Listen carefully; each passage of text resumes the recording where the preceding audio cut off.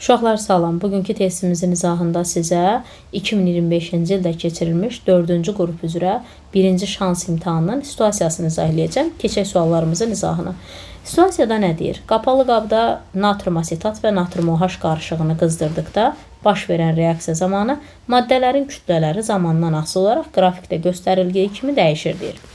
Reaksiya başa çatdıqdan sonra qabda olan bərk qalıq üzərinə H-xlor məhlulu əlavə edən zaman qabdan X qazının ayrılması müşahidə olunur. Qabdakı bərk qalığın tam reaksiyasına 122 mili H-xlor sərf olunubdur. Birincidə yazıb ki, A, B, C-ni hesablayın. Baxın, gəlin əvvəlcə bu bizə deyir ki, CH3COO natrium üzərinə gəldim natrum OH. Alınır bilirsiniz ki, CH4 üstə gələk natrium karbonat. Aha, qrafikdən nə görürəm?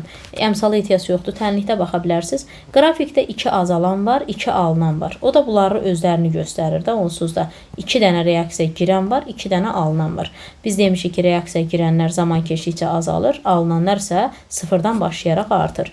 İndi bu 16 qram alınır, bilsiz. Bunun da kütləsi 106-dır. Hası daha çox alınıb? Əlbəttə natri karbonat. Bəs qrafikdə hası daha çox alınıb? Əlbəttə ki, C. Deməli, C natrium karbonata aiddir. O birisi isə CH4 nəyə aiddir? 3,2 də CH4-ə aiddir. Onda bu tənasübdən biz C-ni tapa bilərik. Bu eləyir 21,2. Mən C-nin qiymətini tapdım. 106-yı 0,2-yə vurdum. Deyə bir. Aha.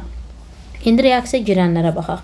Reaksiya girənlərin biri B-dən 0-a düşür, biri isə B-A qədər sərf olunur. Bilsizdə tənliyin üzərinə sərf olunan yazılır. Bilirik ki, bu 40 qramdır, bu da 82 qramdır. Bunlardan hası daha çox sərf olunub? Əlbəttə 82 olan.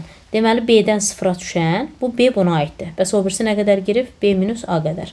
İndi bu tənasübdən, bax göstərirəm, bu tənasübdən, məlum olan yerdən B-ni hesablaya bilərsiniz. 82-yi 0,2-yə vuracam. B-nin qiyməti eləyəcək 16,4. Düzdür? Bunun qiymətini aldım.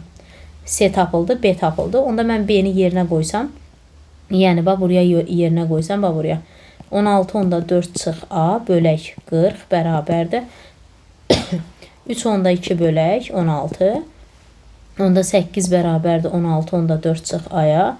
A da bərabərdir 8,4-ə. Deməli, hər üçünün qiymətini tapmış oldu. Əla. Bu öz qaydasında. Davam eləyək indi. Bizə nə deyir? Bizə deyir ki, ikincidə, yəni bir 28 elədim. 29-a yazıb neçə litr X qazının ayrıldığını hesablayın. Ay uşaqlar, X qazı hansı qazdır? Bax, şərtə baxın, situasiya. Reaksiya başa çatdıqdan sonra qabda qalan bərk qalıq.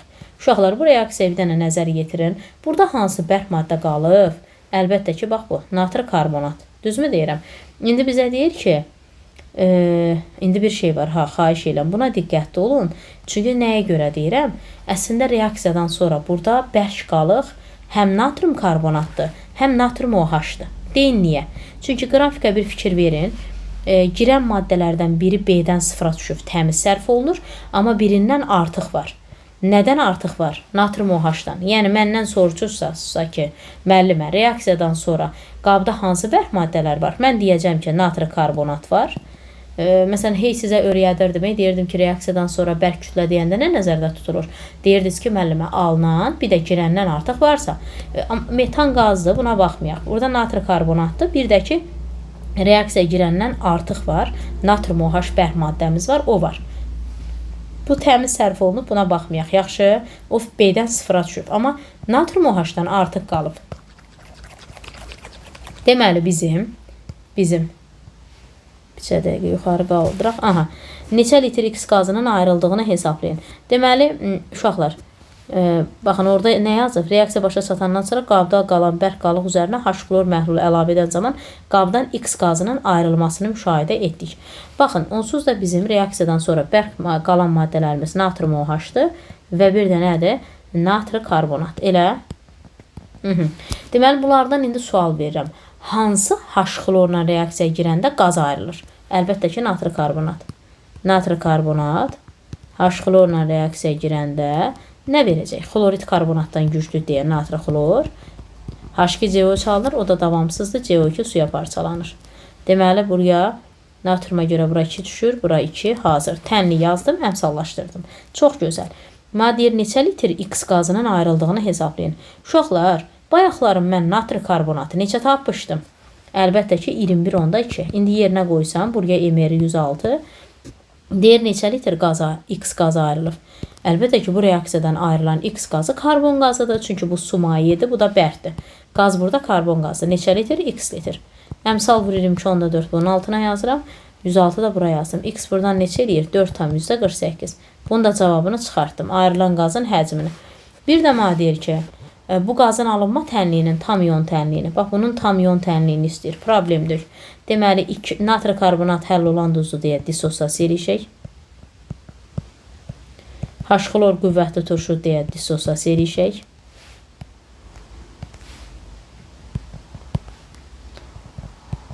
Natri xlor həll olandır, dissosiasiya eləyəcək.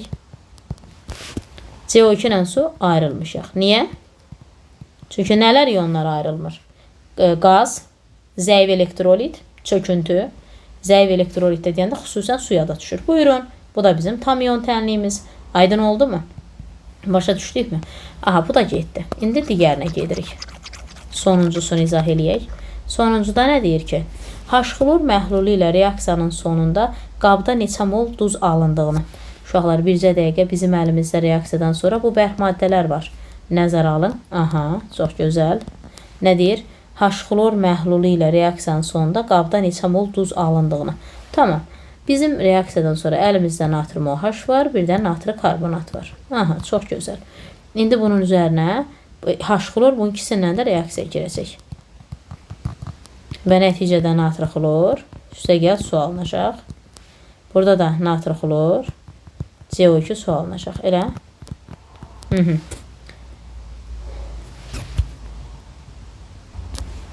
Və biz tənliklərimizi əmsallaşdırsaq, bunu əmsallaşdırsaq, bura 2 düşür, bura 2. Elə.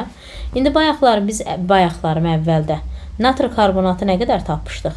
Natri karbonatı 21.2 tapdıq, düzdür? Bunun da kütləsi 106-dır. Və bizə mənə deyir ki, qabda neçə mol duz alındığını. Gəlin görək burada neçə mol duz alınır. Bunu hesablayaq. Bu neçə eləyir? Bu neçə eləyir? 0,4. Elə. Burada bu qədər duz alınır, natri xlor.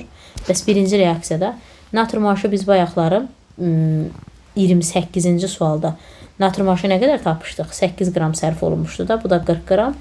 Bunun Y mol 1. Buradan da Y neçə eləyir? Deməli, buradan Y eləyir. Yox, bir dəqiqə. Mən bayaq qrafikdə nə tapdım bunu? Uşaqlar, biz bayaqlarım qrafikdə, bir dəqiqə, A-nı neçə tapmışdıq? A-nı 8 yox, 8,4 tapmışıq. Niyə?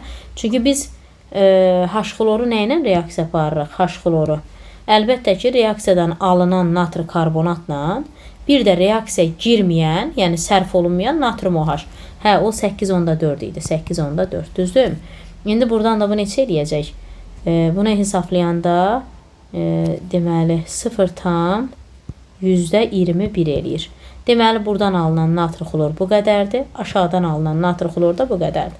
Onda alınan natri xlor duzunun ümumi molu 0,4 üstə gəl 0,21. O da nə qədər eləyir? 0,61. Başa düşdünüzmü? Yəni, uşaqlar, biz H-xlorla nə yapardıq? Bax, sual verirəm.